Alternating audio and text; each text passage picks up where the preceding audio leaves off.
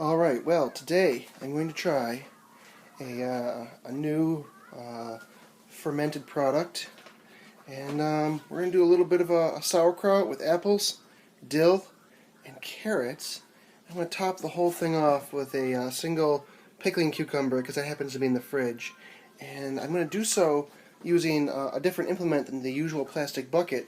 I'm going to use actually a fermenting crock, and here's what the fermenting crock looks like. This one is a 10-liter fermenting crock, and it's got this really interesting, lip here, and that's what's going to create the air seal by putting water in this gutter at the top here. The lid fits right inside of that gutter, so you have about an inch of water all around the edge of the lip of the lid, and as the lactobacilli begin to ferment the vegetables, the sugar in the vegetables that we've got there, the gases that are produced will just bubble out the top of this lid. It'll lift that lid up a little bit, and the bubbles will gently lift out of this crock, and yeah, it should do the job as well as, if not better than, a plastic bucket, as long as I do my part and make sure that gutter keeps filled with air. And conveniently, they provide you with these little weight stones that will actually hold down your vegetables. So now I no longer have to dedicate a glass pie plate to and with a gallon of water, a plastic jug with water in it, to hold down my vegetables, but I have the stone to do that. And I've never tried apples in a vegetable ferment before, but I'm told that sauerkraut with apples is just fantastic. I always love to add carrots to my my sauerkrauts. If nothing else, to add a root vegetable, but I think the carrots provide an interesting sweetness. The apples also provide a little bit of sweetness. Of course, the apples have so much sugar in them that it may really get this ferment kick-started, because that extra sugar will really make the lactobacilli go crazy. And then, of course, the dill. I don't know. I have this dill that's extra from outside, and I just wanted to use some of this up. And heck, if it's good on dill pickles, maybe it'll be good on sauerkraut, right? So I've already done some prep work on this cabbage. Actually, this cabbage has seen better days. It was starting to go a little bit moldy on the outside, and so this wasn't the ideal, freshest cabbage product. Everything else here is pretty decent. I guess the carrots are somewhat old, but I'm going to chop all this up and get it in the crock here, and I'll show you how it goes. I just wanted to kind of give an idea of how I cut the cabbage up, and I use this King Cutter manual food processor here, and it's really nice. It's maybe, I don't know if it's more effective or less effective than one of the traditional German kraut boards that has like a it's like a mandolin with 3 or 4 blades that sit and slice the cabbage real fine. But I find this is pretty fast, pretty efficient for me at least. I essentially, I don't know how often I'm going to be able to do this with one hand. Well, I know I'm not going to be able to do it with one hand, but woo! Well, oh well. There we go. Essentially, I take a quarter like this, and I'll place the quarter in this particular direction on the King Cutter so that it slices crossways across the grain of the cabbage. So I find that works pretty well for me. And my lovely assistant is here to help as always. Yeah, cabbage. Yeah. Thank you, danke. Alright. So, yeah, so I'm probably going to use the King Cutter to slice up all this cabbage in a small amount of time, and then I'm going to change the cone on the King Cutter to a shredding cone, and that's how I'm going to shred the apples and the carrots for the fermenting crock here. And as you can see, I've already I just put a handful of cabbage down there. But essentially what I'm going to be doing is I'm going to, very soon, I'm going to go downstairs and get the salt. Now, when you're fermenting, the salt is actually kind of important. You can use any kind of salt, but it's preferable if you don't use any kind of iodized salt. The iodized salt will make your kraut very cloudy. Something with the reaction of the iodine in the salt with everything else. It won't hurt anything, you know what I mean? The flavor will pretty much stay consistent, everything else. It'll just make it cloudy, and it just won't, you might get worried and not want to eat it because, it's cloudy. and it's only because of the iodine. So I'd rather use the non-iodized salt, and if it's cloudy, then I know something might be wrong with it, because I know I didn't use the iodized salt, rather than guess whether something went wrong with it, but it's probably fine. It's hard to mess this up. It's hard to go wrong. People have been doing this. This is like one of the oldest, fermentation is one of the oldest preservation methods for food, so it's really, it's not exactly... Anyway, I was going to say it's not exactly hard science, but it's pretty complex science when you really get into it, but, it's not... You don't have to be crazy, sterile, or anything like this.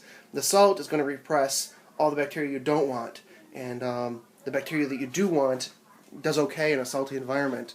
So you're kind of excluding everything else that could possibly go wrong just by adding the salt. And again, you don't need salt for a ferment either. It's just that the more salt you add, the less chance that something unflavorful will grow. So especially with using the apples, some salt I think would be necessary, just because all that sugar could make bacteria you don't want. The other thing you're doing to exclude the bacteria you don't want is the airlock, which is very important. The bacteria that you do want are anaerobic, that they don't need the presence of oxygen, and some of the stuff that could spoil your kraut, that could also survive in the salt on the surface of the salty water, are aerobic. So like various molds and stuff like that can grow on the top, and that's because they have a little bit of oxygen, and the more oxygen you provide them, the thicker this mat of gunk will grow on the top. So if you have perfectly oxygen-free environment, then there'll be just the thinnest amount of this kiln on the surface of your ferment that you can easily just spoon right off, and it's no problem. It's not harmful. You wouldn't, you want to eat the kiln itself, but it's not really harmful bacteria. But yeah, by excluding oxygen, you get a better ferment, a better product. Yeah, so I just wanted to get a little bit of video here and to show you kind of what the other cone does. Well, there's 5 cones and all that come with the King Cutter manual food processor thing here, but so the white you're seeing here is the apple that was shredded, and then of course the shredded carrot. So I find this machine just so fascinating, and it's just so useful.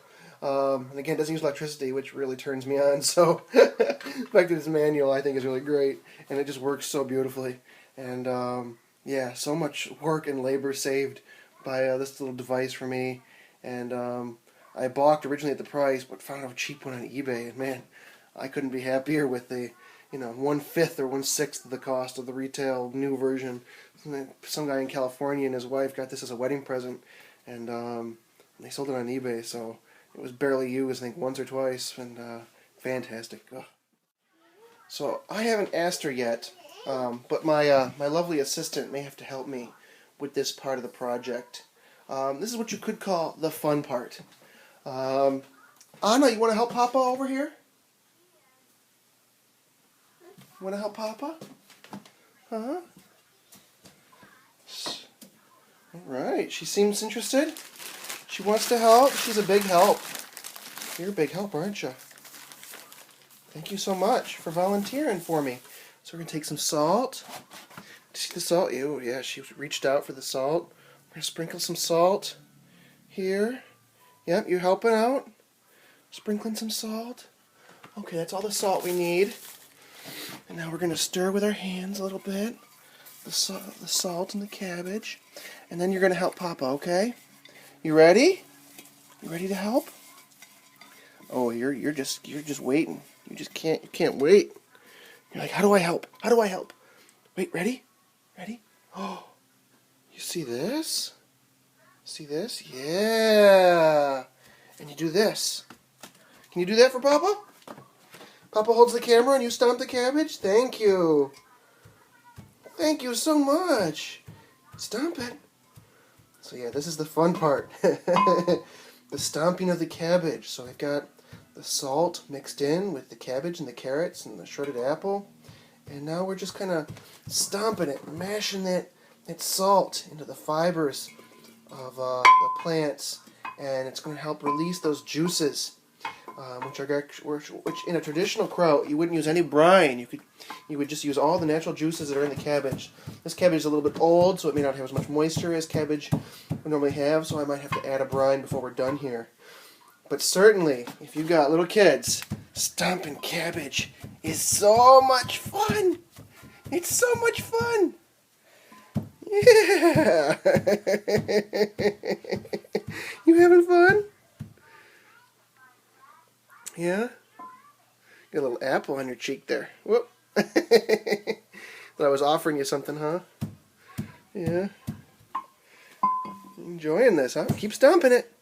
Keep stomping it. Go to work. It's hard to overstomp cabbage, especially when you're two. So, I'm going to let her continue stomping this thing as I cut up more cabbage. And we're going to make kraut together. It's going to be fun. Whoa! You're good at this. You're really good at this. Have you done this before? Yeah, you have, haven't you? You've done this a couple times before. You know the routine. Never with this crock, though. You always do it with a plastic bucket, huh?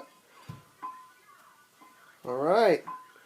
All right. We're gonna leave our audience now, and we're gonna go make more kraut because Papa needs 2 hands to make kraut.